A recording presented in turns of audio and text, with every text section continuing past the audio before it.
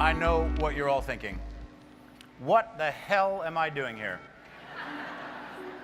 What exactly am I doing at a Content Marketing Institute annual event? There is no way to say no when the founder of the Content Marketing Institute, the master marketeer himself, Joe Itsy Bitsy Polizzi, calls you. Now, Joe can sell you on just about anything. Joe, he called me. He said, "Hey, Kevin, I got this opportunity you won't want to miss. There's this nice little event I throw every year. You got to be there. Can you do that for me, Spaceman? It's a real classy affair, orange candy, orange soda, and it's in Cleveland."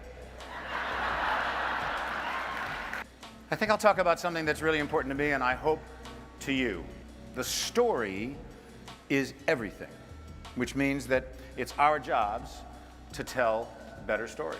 The first important element of good storytelling is conflict.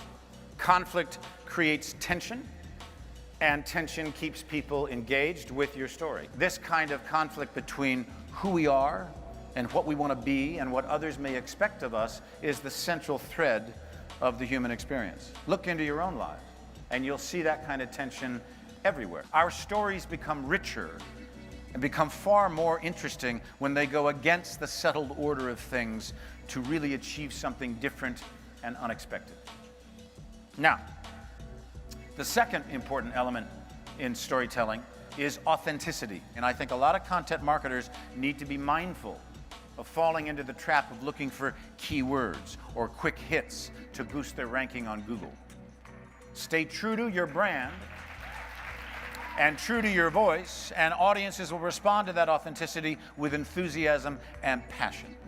Which brings us to the third and possibly most important element of any story, the audience.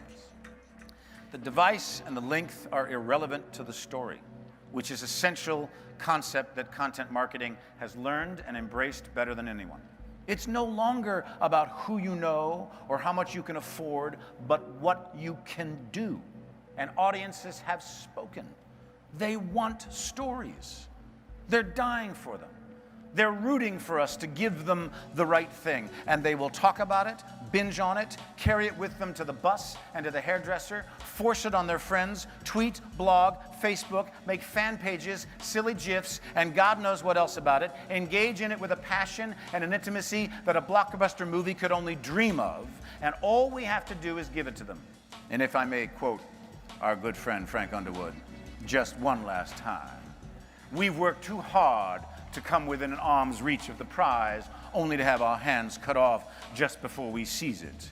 For those of us climbing to the top of the food chain, there is but one rule: hunt or be hunted."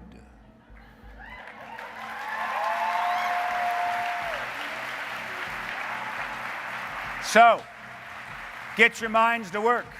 Express yourselves with confidence, and always remember, it's the risk takers that are rewarded. I thank you for having been such an attentive and warm audience. I wish you all the best with the challenges that lie ahead for each and every one of you. Thank you and good afternoon. In wrapping this whole thing up, most of these corporate marketers, small, medium-sized, large brands, they have to go back to their offices. They've been inspired, they've listened to you, and they're going to get in front of their bosses saying, "I'm going to go tell stories." And they're going to say, "We have to sell products and services." So, as you know, the story takes time to unravel, unfold. What would be your recommendation for them to go back and say, we need to talk to our customers this way? I think it really starts with, what story do you want to tell? And if you start with what story do you want to tell, everything else will follow. If you start with what's my result going to be, or what do I want it to be, or how do I want, what story do you want to tell? Begin very simply. And then start to build the blocks toward telling that story. What's the best and most efficient and most interesting and most compelling way that I can tell that story? I mean, people always ask me, how do you create the characters that you create? And my answer is, I don't. The writer creates them. I'm an interpreter. And my job is to serve the writing.